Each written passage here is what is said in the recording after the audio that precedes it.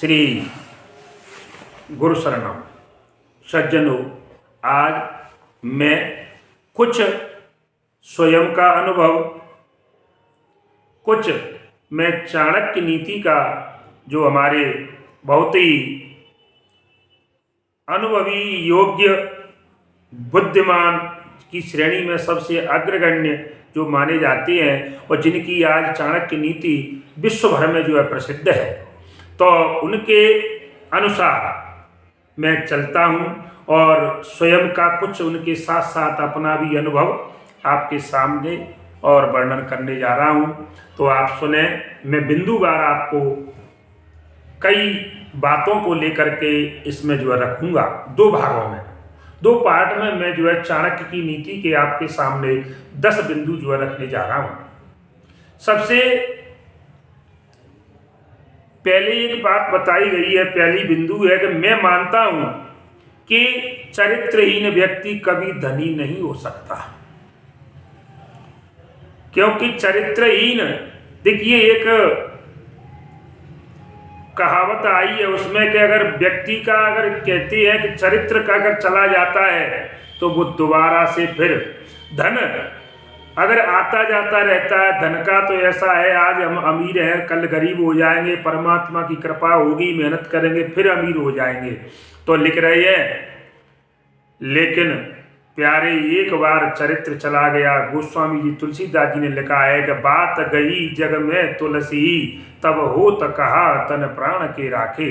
इस जीवन पर, इस शरीर पर, ये हमारे माथे पर एक बार कलंक लग गया ना, तो दोबारा वो कलंक नहीं धो सकता। अमीरी गरीबी चलती रहती है। तो इसलिए चरित्रहीन जो व्यक्ति हो जाता है, जिसका करेक्टर, जिसे अपन कहते हैं, जिसका करेक्टर हमारे चरित्र खराब हो जाता है, ऐसे से आदमी धनवान नहीं होता।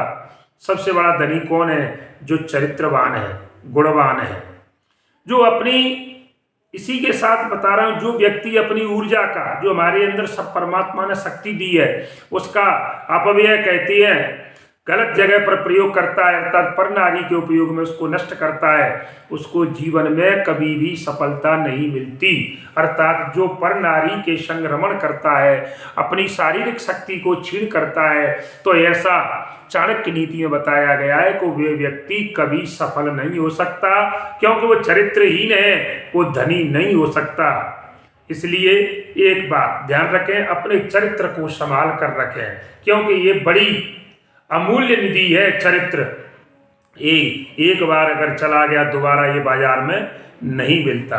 दूसरी बात, सज्जनों, अच्छे के पीछे कोई, जैसे कोई अच्छा काम करता है तो अच्छे के पीछे कोई नहीं जाता, और बुराई के पीछे लोग दौड़ी लगा करके चलते हैं, सब जाते हैं। जैसे कोई धार्मिक प्रोग्राम कहीं वैसा चल रहा है तो लोग रास्ता काट के निकल जाते हैं। अरे यार 2 घंटे कौन बैठेगा वहाँ पे। अगर कहीं झगड़ा हो रहा हो, अगर कहीं पर वेश्याओं का नृत्य चल रहा हो, तो लोग काम को छोड़ करके भी उधर चले आते हैं। इसके लिए एक सुंदर उदाहरण दिया है सज्जनों। जैसे मैंने बताया कि अच्छे के पीछे कोई नहीं जाता और बुराई के पीछे सब जाते हैं। जैसे शराब बेचने वाला व्यक्ति कहीं नहीं जाता, शराब बेचने वाला कहीं नहीं जाता, और दूध बेचने वाले को सज्जनों गली गली जाना पड़ता है। दूध बेचने वाला व्यक्ति गली गली भटकता है, आवाज लगाता है दूध ले लो, लेकिन शराब ठेके पर लाइन लगा करके बेचती है। तो कहने का मतलब है, अच्छा, मैंने दूध को हम भारतीय संस्कृति में हमें और दूध को रत्न माना गया है, भगवान का भोग लगता है। इसलिए भैया अच्छी चीज के पीछे कोई नहीं जाता, और बुरी चीज मतलब शराब है, उसके पीछे लाइन से और टोकन लग के बिकती है। तो सज्जनों, इन बातों का ध्यान रखें। तीसरी बात, एक शिक्षक होता है, एक शिक्षक जो खुद शिक्षा बच्चों को ग्रहण कराकर किसी को IPS, किसी को IAS, किसी को किसी भी पद पर पहुंचा करके और खुद वही की वही रहता है। वो उसी का, उसको एक शिक्षक का पद ही प्राप्त है, वो खुद न बन करके और दूसरों को आगे बढ़ा देता है। बताइए, वो वही की वही रह जाता है। जैसे कि एक सड़क है, जो सड़क आगे लोगों को अपने गंतव्य स्थान तक पहुंचा देती है। तो ये दो व्यक्ति मैंने एक जैसे देखे कि शिक्षक और सड़क दोनों एक जैसे होते हैं, क्योंकि खुद तो वो जहाँ पर है वहाँ वैसे के वैसे ही रह जाते। शिक्षक शिक्षक ही रहता है, वो आगे किसी बात में आगे बढ़ नहीं पाता, और सड़क वहाँ की वही रहती है, लेकिन चलने वाले व्यक्ति को अपने गंतव्य पर पहुँचा देती है। जैसे शिक्षक एक व्यक्ति को और ऊंचे से ऊंचे पद पर और अच्छे जगह पर पहुँचा करके, लेकिन शिक्षक वही की वही। तो ये दो बातें हैं, मगर कहने का मतलब है दूसरों को अपनी मंजिल तक पहुंचा देते हैं, लेकिन खुद वहीं की वहीं रह जाते हैं। शिक्षक और सड़क, ये दो बात है। चौथी बात, मनुष्य की सबसे बड़ी विडंबना है, बड़ी परेशानी है कि उसे झूठी तारीफ सुन करके और बर्बाद होना पसंद है। उसकी किसी व्यक्ति की आप झूठी तारीफ कर दो जब कोई तारीफ के लायक नहीं है, और फिर आप उससे चाहिए जो जितना भी धन संपत्ति उससे हड़प सकते हो। काय से? झूठी प्रशंसा से।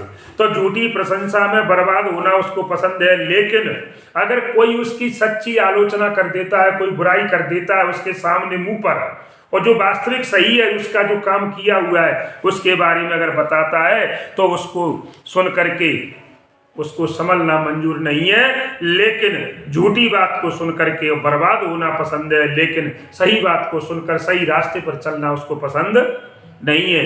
ये चाणक्य नीति बड़ी सुंदर नीति है, इस पर चल करके आप अपने जीवन को धन्य बना सकते हैं। और एक चाणक्य जी ने बड़ी सुंदर बात कही है कि जो व्यक्ति भोजन करते समय केवल भोजन करते समय ही मुंह खोलता है, जैसे हम भोजन करने के लिए बैठे हैं तो जब गिलास जब जो है देंगे मुंह के अंदर, जब भोजन जाए तो मुंह तो वह निकालना पड़ेगा। तो बताया गया है कि मनुष्य को केवल भोजन करते समय ही अपना मुंह खोलना चाहिए और अन्यथा मुंह को बंद रखना चाहिए, क्योंकि मौन रहना एक बड़ा सबसे बड़ा हथियार है।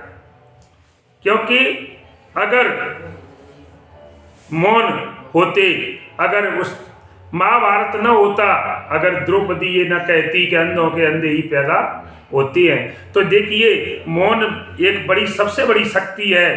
क्योंकि ज़्यादा मुंह खोलने से क्या होगा, समस्याएं हमारी छाती पर सवार होती हैं, वही समस्याएं हमारे लिए ही खड़ी हो जाती हैं।